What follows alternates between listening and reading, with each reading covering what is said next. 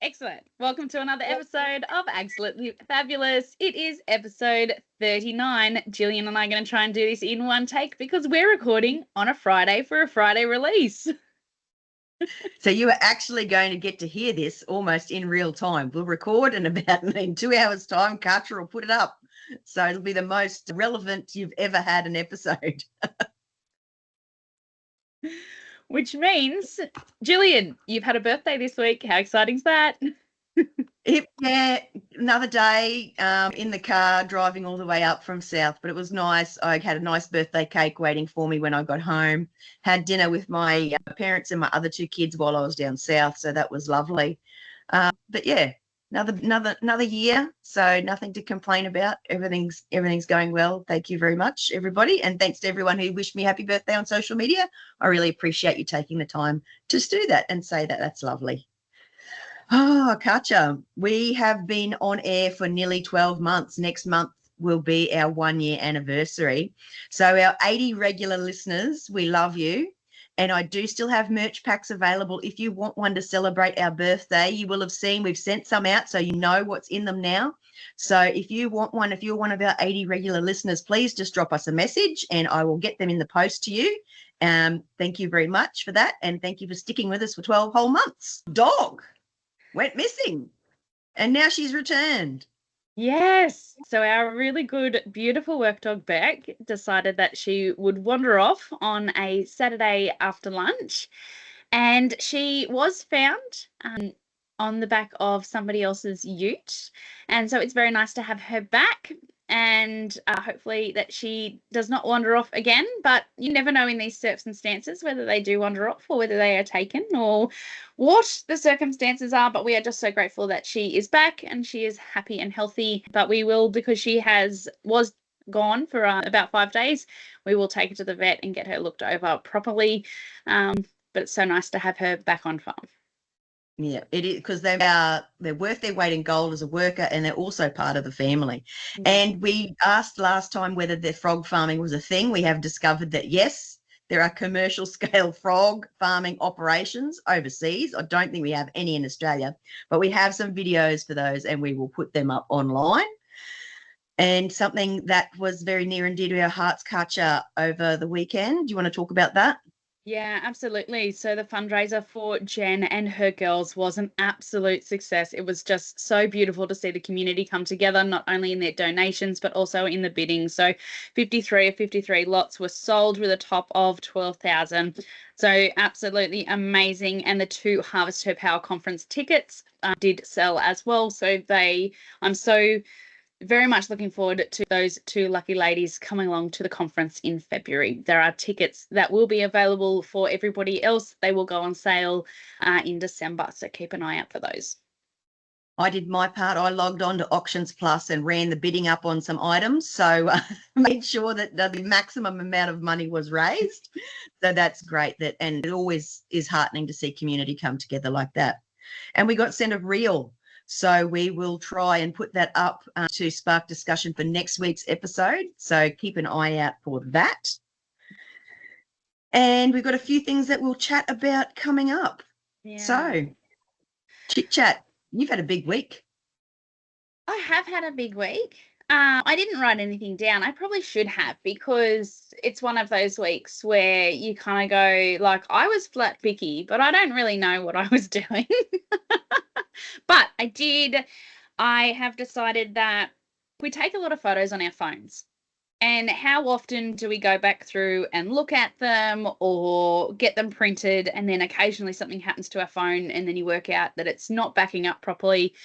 So on my calendar, on my actual paper calendar, because sometimes I'm not very good when the alarm goes off on my phone or the reminder goes off on your phone and I turn it off and I go, yep, I'll get back to that, and I don't.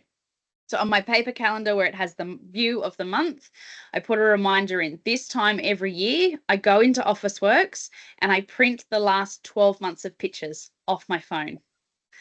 Not all of them, just the good ones, the gold ones. Yeah.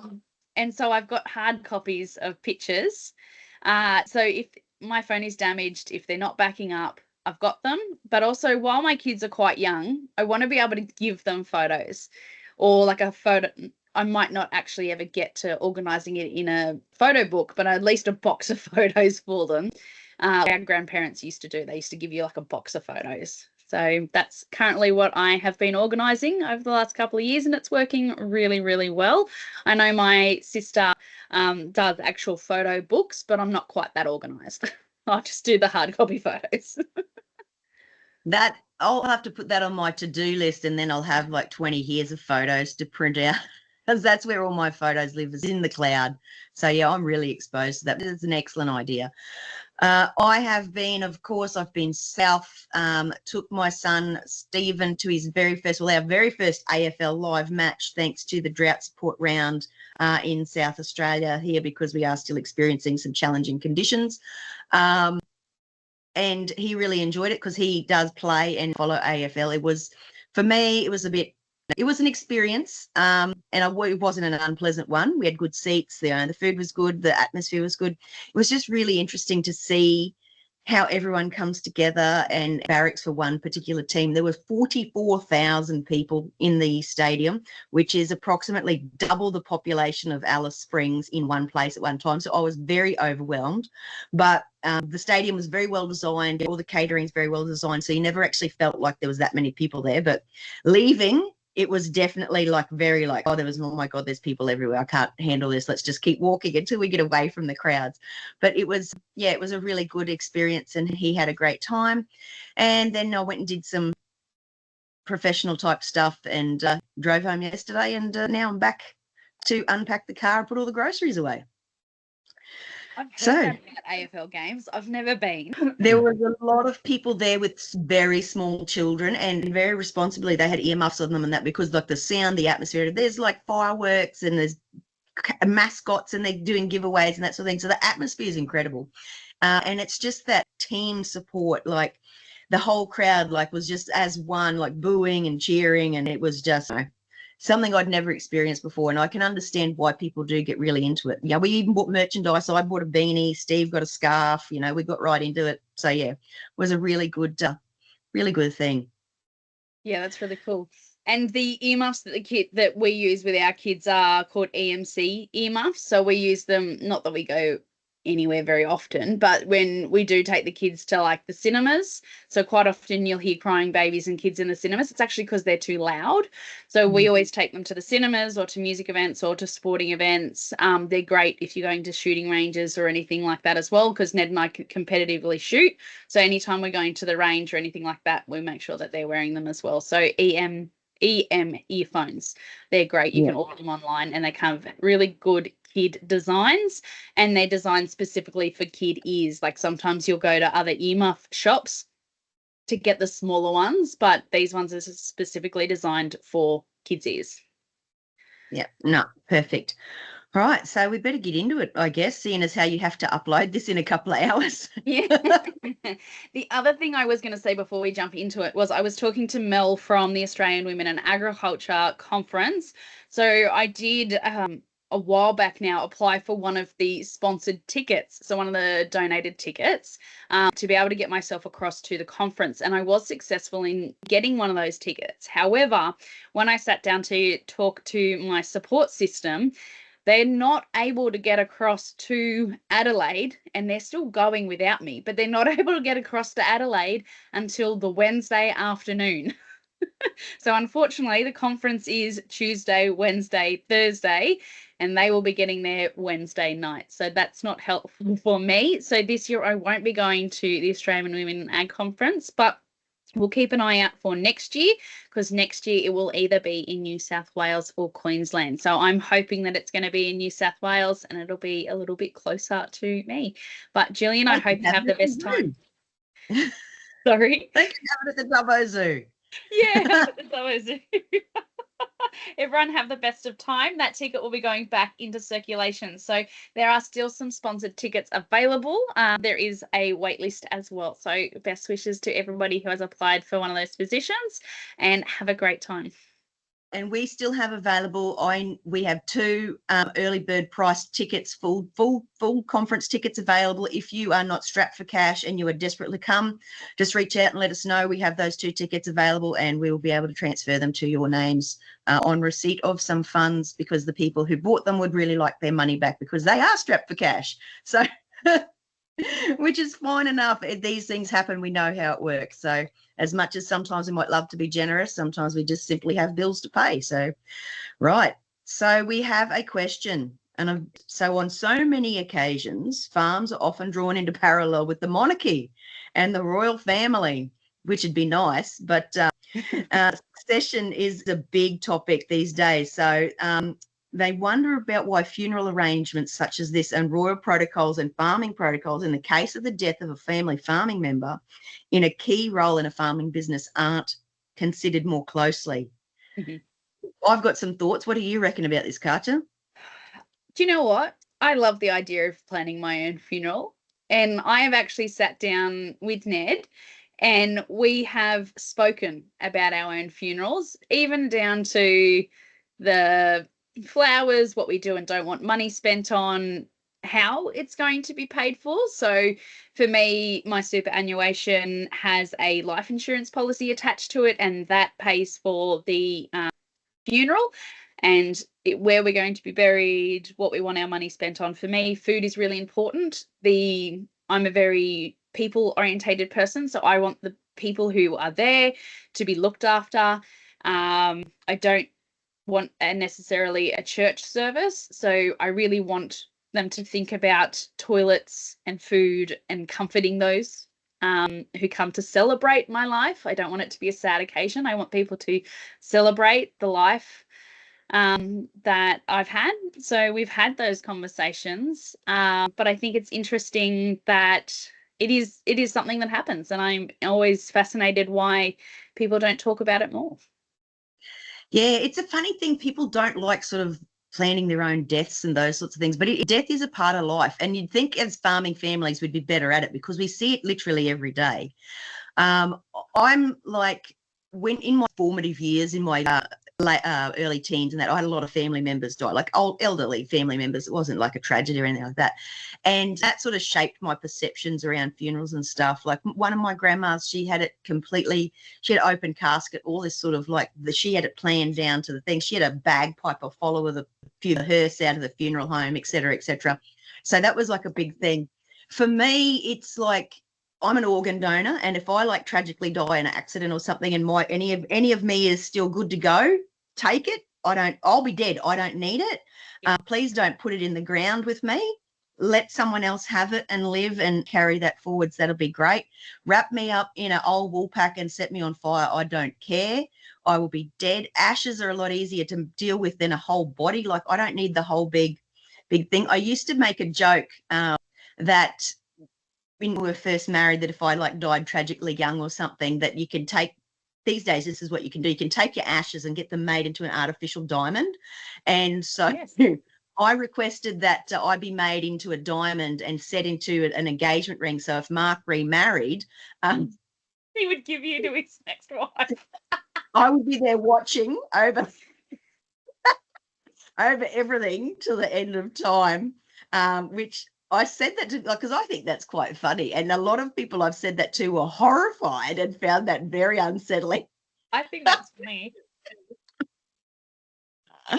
and it'd be even funnier if you didn't tell her, and then you'd be like, and then the kids like let it so yeah, that's mum you've got there on your finger. Like, and they'd be like, oh, yeah, mum's ring, and they'd be like, no, mum. No, that's mum. I hope you're really enjoying that diamond.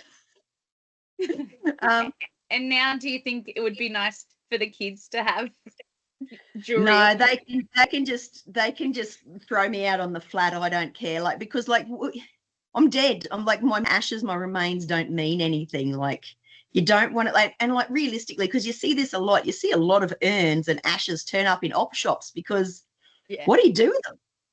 Like, you just chuck me away. Like, I don't exist anymore. Like, I exist in here and in your heart and stuff. Like, there's no point in carrying around a jar full of ash. Just get rid of it. We don't need to have that hanging around. And you don't need to be like, have that responsibility. Like, where's mum's ashes? What have you done with her? Oh, shit, I think I left her in the shed. Like, oh, we packed up and moved 3 years ago. I haven't seen her since. And then, like, you got to carry that guilt around with you. Like, you've lost your mother. Like, There's and actually I a lady on think Instagram. There's a lady on Instagram that I follow. So I might see if I can send that through for us to share. She's are they called morticians? Morticians? yeah, mortician, yeah, they the Morticians. ones who give you up She and talks stuff. about this specifically. This is what her Instagram account's about. So I might send that through so we can share that. Yeah.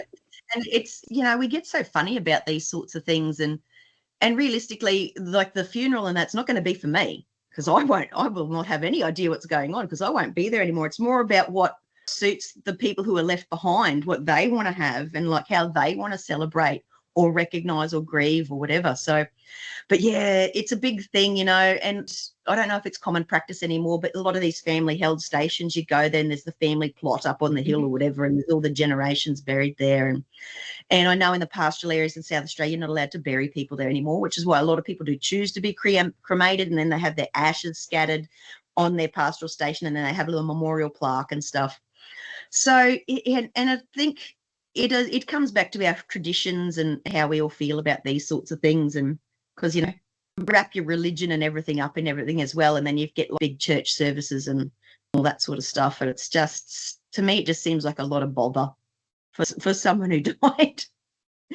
And people might think that's disrespectful, but you should be respecting people while they're alive, not after they die. So I agree. I don't know. I agree. We would love to hear what our listeners think of this. So find the social tile and tell us. No, really tell us what you think. We'd love to know. And tell us your funny, outrageous, touching funeral stories, memorial things. Like, what's the best funeral you've ever been to? Because they don't have to be, yes, they are sad in many cases, and especially if it's someone taken young, it's a tragedy. But there's also those moments of humor and love and acknowledgement reflected in those, and some people handle that really, really well. So share with us what's your ideal funeral. Tell us your ideal funeral. How would you like to be celebrated and seen out? So let us know. I have a friend, and she actually has it in her will that the cows will be at her funeral. It will be in the paddock with her cows. And that is stipulated in her in her will as a must. Fair enough. Cows will be there. It is an incredibly personal thing as well. Like, she says, I spend every day with them. Why would they not be there? Fair enough. Fair enough. Now, we also got sent through an episode that was done by Ducks on the Pond with Kirsten Diprose, and they actually spoke about, they proposed the question in their podcast a few weeks ago: if you are marrying a farmer, do you need a prenup? And I wanted to clarify, a prenup is not just a document that you do before you get married. When we hear prenup, we usually hear it in like big Hollywood cases where they're signing it before they get married. So in the case of a separation, they both still have their net worth and their assets prior to when they're getting married.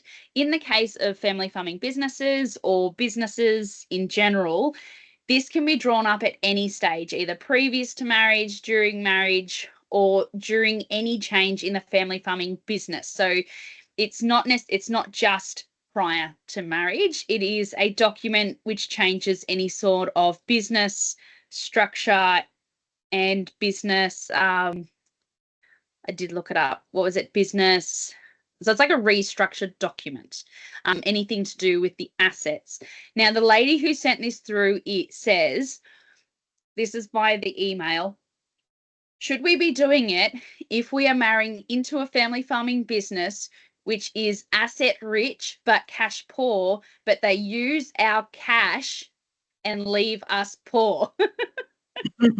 I thought, well, that's a very different way of looking at it, isn't it? Because usually we hear it from the term where, oh, these outsiders, these women are going to marry into this farm and take our assets. But you never hear it from the side of the story where we're going to marry these career women who have these savings and we're going to take the dollars. So this is not necessarily the idea of this episode that Kirsten Diprose has done with Ducks on the Pond, but the question I thought was a little bit funny because it's a very different way of thinking about it.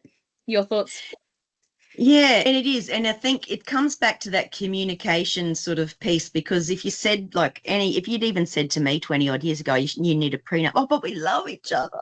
Oh, how dare you?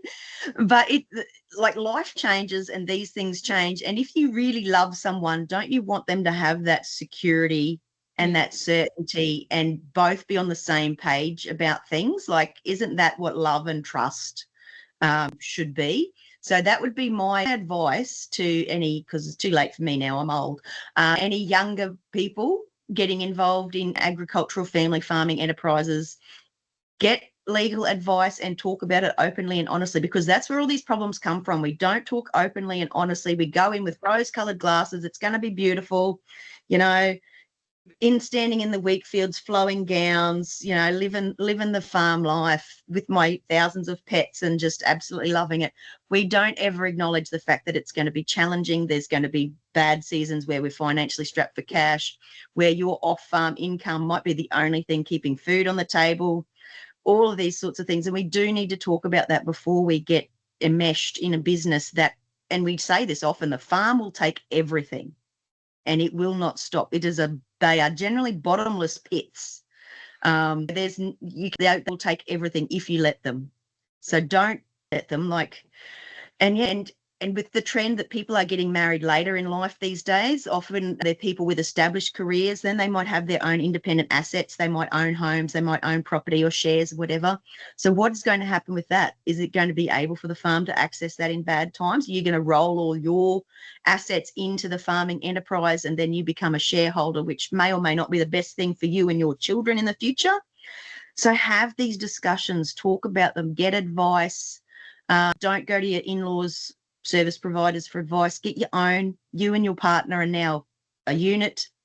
Think what's going to be best for you, not what's best for the farm, because sooner or later most kids will enter the picture. So what's going to be best for you and your kids? And if you're like the other partner who is the farmer and your partner says I'd like to do this, don't get upset and think that they don't trust you or you're hurting their feelings. Just say, yeah, that's a really good idea. We need to protect ourselves now because it's us sort of against the world, and do that. Be sensible. So, yeah, that's what I think. Take my advice. Do as I say, not as I have done. Hindsight is a wonderful thing. And even if there aren't kids involved, I think it's something really important to do. And I don't think it's, you don't need to worry about stepping on toes as well. If you want to look after you, it's not a bad thing. And looking after you doesn't mean you have to step on someone else's toes. It just means protecting you and your assets. And in any other situation, in any other business, you don't need to invest in someone else's business because you're dating someone who is running their own company. So why does it have to be the same in a family farming business? So try and think of it as separation between family and business, because in any other world it is separated. So that would be the thought pattern for that. Yeah. And again, what is love and trust? It's being able to have these discussions and conversations openly and honestly and sharing. And it's better to find out at the start rather than to get 3/4 of the way through and find out things are not exactly as you imagined they would be. And that just leads to more friction and more pain and ill will and all these sorts of things. So we don't want that to happen. But yeah, there's a heaps of good resources out there. Download the Ducks on the Pond podcast. Kirsten has heaps of great guests on there. Yeah. She takes things a bit more seriously than we do, which is great because there's room for all different types of and approaches and opinions. And we like to support each other. So get in behind all the other female run and owned and managed and presented podcasts because they have the information that you need. We got the laughs and the hard conversations and admitting when we're wrong and done terrible things. But everyone else is there to provide you with facts. We've got the feelings. Yes, absolutely. And she's also one of those journalists who does her research. So when she's interviewing her guests and when she's giving her pieces, she's done her research. It's not any of those pieces that you see turn up in, your social media reels that are not researched. She's done the research. She's got the specialist in. It's an amazing listen. Download Ducks on the Pond. Definitely. Right. I think that's all from me today. And it's all from me. And we've cut it a bit short, but that's all right. We've given you a lot to think about. So we want to know about your perfect ideal funeral. Yeah. Are we going to have a mariachi band or live animals performing there? It's all, what could we have? But I'm like you, Katja. I think there was a run of funerals where I went to where, every funeral for a long time they had Amazing Grace. So is that something that's going to be at yours? Or True Blue was another run of funerals where I went to where True Blue was played at all of them. Yep. But we also want to know, because we're coming up to 12 months of the podcast, we want to know what you like, what you don't like, what you want to see us roll out over the next 12 months. We've done a little bit of a structure change between where we used to do 2 articles to now where we do 4 articles, and then the occasional episodes where we style it a little bit more like today, which is more conversational. So what do you like? Because we want to do what you want to listen to. And we're happy to do any of those because we're happy to turn up. We're happy to have the laughs and have our opinions. We love sharing our opinions with you. Yep. And our opinions and feelings, that's what we're here for. Yeah. And then we want you to share them with us as well, because that's what makes us more collaborative and strong as an entire agricultural community, is when we all openly share with respect and understanding, we can build a better community. So let's do more of that. Yeah, absolutely. And we'll see you in the next episode. Bye. Bye.